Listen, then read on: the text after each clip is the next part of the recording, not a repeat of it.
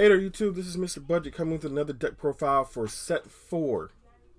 For set 4, this is Baromagnes, or better known as Providence Destroyer Baromagnes. So, for all those who don't know, or all of our Baromagnes people put ones up in the chat. So, Baro finally got his due. He finally got an evolved form.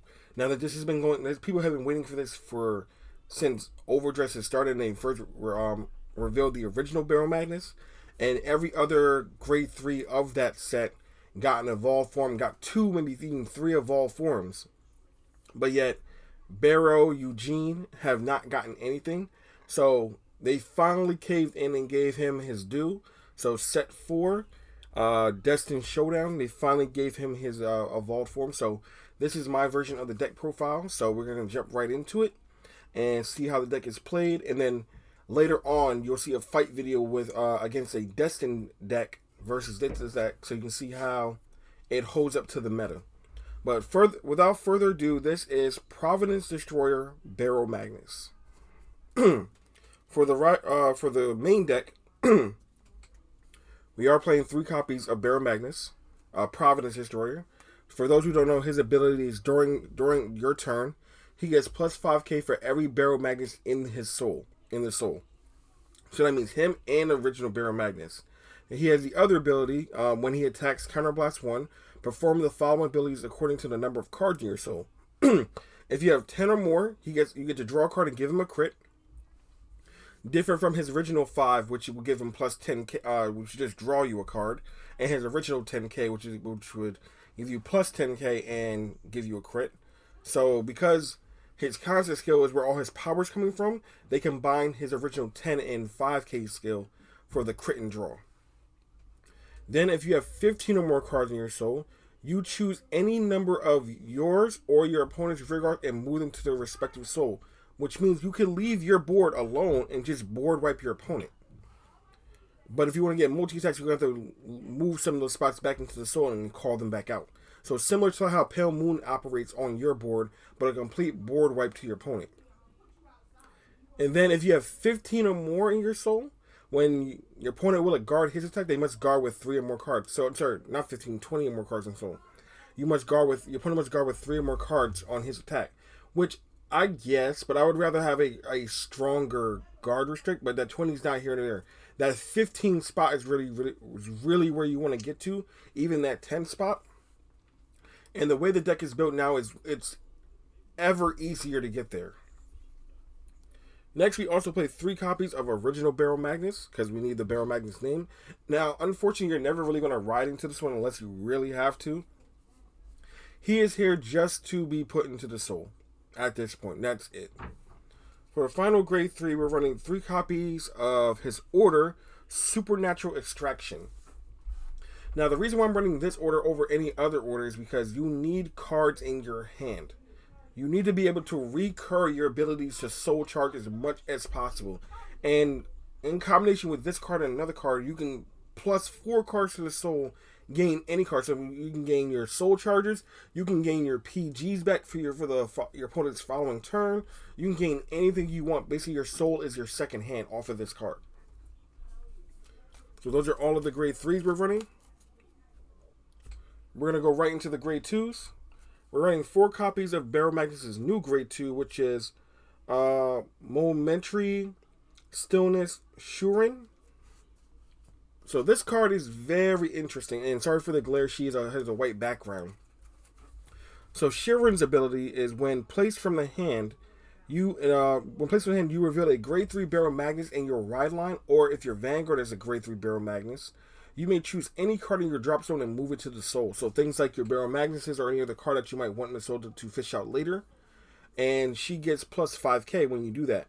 Then her other ability is that when she's called out of the soul and give a grade 3 Baromagnes Vanguard, you may draw a card. Now keep in mind that draw is mandatory. So if you only have 1 card left in your deck or 2, it's mandatory. You could deck yourself out, so be careful. But she's a very good utility card, getting things from your drop zone back into your soul. That way your supernatural extraction can give it back to your hand. So they play hand in hand with each other. Next, our other grade 2 we're playing is Hardening Insight. This card is amazing. It is the only energy user in the entire deck. One place. If your Vanguard is Baromagnes, you may play 2 energy. Return up to 2 cards from your drop zone to the bottom of your deck. So you can return 0, 2 normal units, by the way. And then soul charge 3 cards. So under another card's influence, this is also a soul charge 3. And then if 3 or more cards were moved, or your soul has 15 or more cards, he gets 15k power. So he's a 25k beater by himself. Our last grade 2 has always been a true staple to the deck. We are playing 4 copies of Selfish Engraver. She is the best countercharger for Baromagnes. Okay, those are all of our grade 2s. Going right into the grade 1s. Now, another great staple that Baromagnes has gotten over the years is 4 copies of Dareful Doll Amandine. So this is the card I've been mentioning in tandem with things like Supernatural Extraction and Hardened Insight. Amandine has 2 abilities. It's Counterblast 1, and you, the player, gains the ability that whenever you soul charge, you may add an additional soul charge on top of that cost. So for things like Super Extraction that soul charge is 3, it makes it soul charge 4. So that way you can accelerate your soul charges to get to the higher numbers that you need.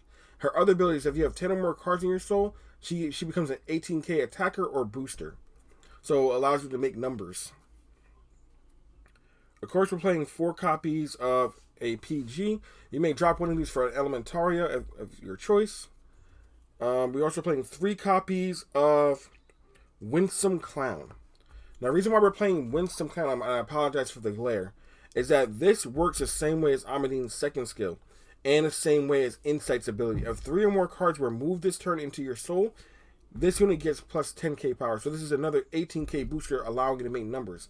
Now, you could replace this with Baromagnes' original grade 1 ride line. If you have another 10 cards in soul, it gets plus 10k power. You can do that, but the fact of the matter is that when you move 3 cards in soul in your early game, this is an 18k attacker or booster. It matters in the early game. And last but not least, we're playing 2 copies of Chaotic Dance of Awakening Illusions Mafina. Now, her ability is very simple. If you have a grade 3 Baromagnes Vanguard, at the end of the battle as she attacks, you may retire her and then reduce the counterblast cost for Baromagnes' skill down by 1. So making Baromagnes Counterblast 1 free if you don't have counterblast for it.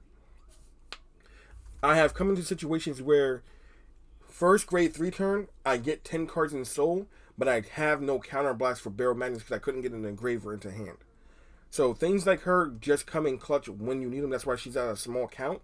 But she becomes a very high utility card in those niche situations. So it's better to have her, not need her, than need her and not have her.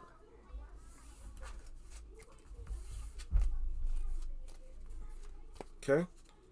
Those are all the grade 1s. Now we're going to go into the triggers. We are running 1 copy of the Dark States OT.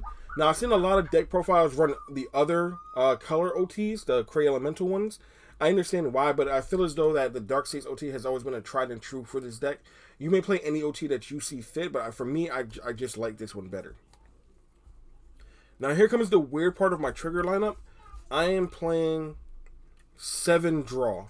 Now, before you crucify me, I know what you're saying. Well, you're going to deck out. You're going to deck out. The funny thing is that you're really not going to deck out because due to your soul charging, your random soul charging, a lot of these triggers are going to go into your soul. So just seeing enough draws keeps pieces and guard in your hand. So just seeing enough of them doesn't mean you're going to deck out. It just means you're going to have a chance to live through your opponent's turns and get to your pieces faster. Of course, we're playing 4 crit. Just as simple to give crits to your rear guards, or if your opponent doesn't guard your Vanguard, to really just nail the game in. And then finally, we're playing 4 heal triggers.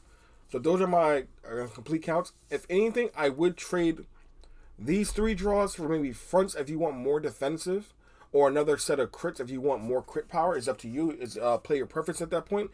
But I feel a lot more comfortable running the 7 draw because it just gives me this insurance that I'm going to get to my pieces a lot faster.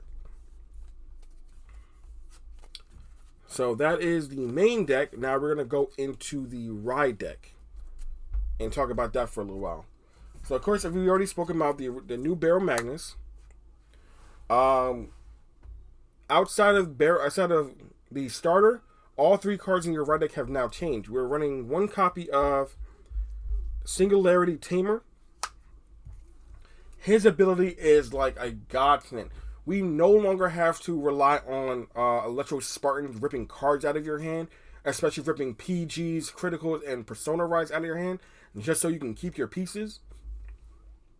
His ability is when Baromagnes rides on top of him, you may soul charge 2 cards and then choose up to 1 card in your soul and call it out, so that it already builds your board and soul charges for you.